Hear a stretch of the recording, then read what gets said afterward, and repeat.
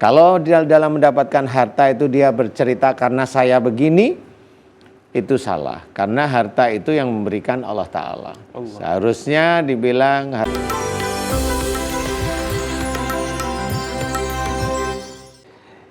Bismillahirrahmanirrahim. Assalamualaikum warahmatullahi wabarakatuh. Waalaikumsalam warahmatullahi. Pemirsa Siaran Kolbu, dimanapun berada yang sedang menyaksikan acara ini, bagaimana kabarnya nih? Mudah-mudahan semuanya senantiasa dalam keadaan sehat walafiat ya.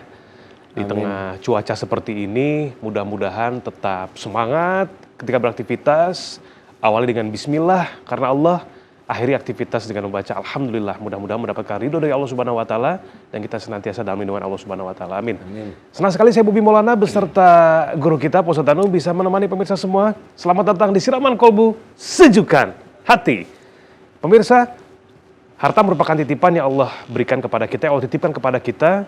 Dan harta tersebut ada dua kemungkinan yang akan terjadi. Yang pertama adalah bisa lebih mendekatkan diri kita kepada Allah dengan ibadah yang kita lakukan dengan harta tersebut, atau bisa menjauhkan kita karena lemahnya iman kita. Sesuai dengan tema kita pagi hari ini adalah lemahnya iman karena harta. Yang seperti apa? Silakan tausiahnya Pak Ustadz Danu. Terima kasih Mas Bobi. Sama-sama Pak Ustadz. Bismillahirrahmanirrahim. Assalamualaikum warahmatullahi wabarakatuh. Waalaikumsalam warahmatullahi Amin ya rabbal alamin. Alhamdulillah.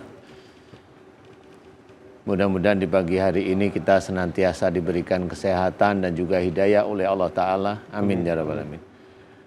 Tema kita bagus, lemahnya iman karena harta. Harta yang kita cari memang dianjurkan oleh Allah Ta'ala sebagai seorang muslim itu kita memang harus ikhtiar. Fa'idha qudiyatis sholatu fantasiru fil ard wabtagu min fadlillah. Jadi ceritakan bahwasanya kalau kita selesai menunaikan sholat, kita bertebaran di muka bumi, ikhtiar maksudnya untuk mencari rizki Allah. Harta memang kita cari, rizki memang kita cari, tetapi itu bisa melemahkan iman. Bisa. Karena yang kita cari itu hanya di titik hartanya, bukan ikhtiarnya.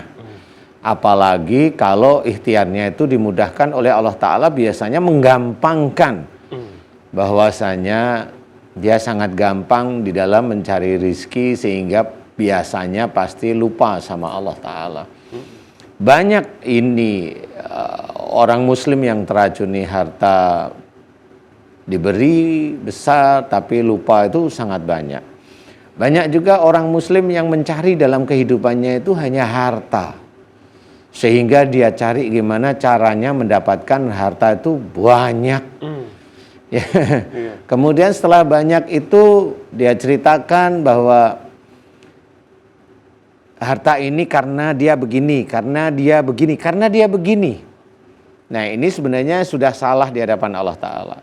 Kalau dalam mendapatkan harta itu dia bercerita karena saya begini, itu salah. Karena harta itu yang memberikan Allah Ta'ala. Seharusnya dibilang harta saya ini titipan dari Allah Ta'ala.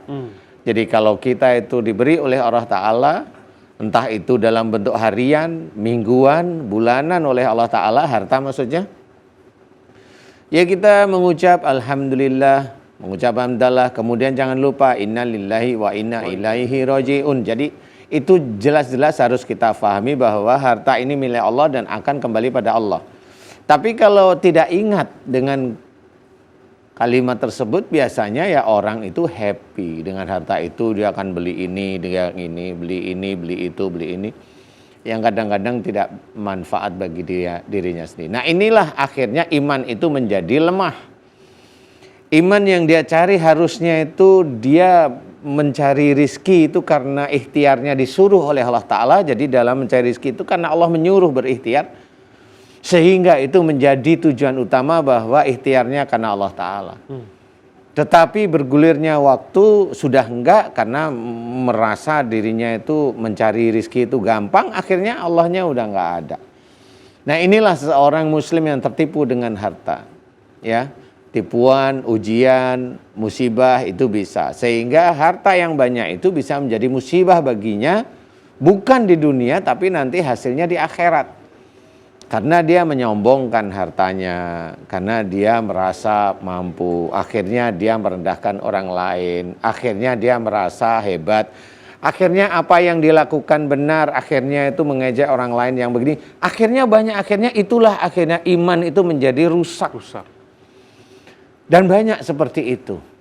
Apakah kita mau melakukan seperti itu, atau memang kita tetap dalam berikhtiar mencari rizki harus lillahi ta'ala. Ingat, lillahi ta'ala. Kalaupun Allah memberikan mau biasa, mau agak lebih banyak, apapun banyak sekali, ingat itu harta itu milik Allah.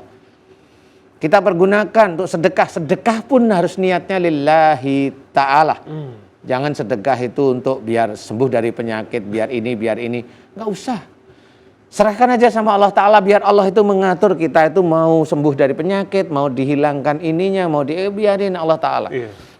Jangan sampai kita yang ngatur Allah, ya. Nanti kita jadi kakaknya Allah gimana nih?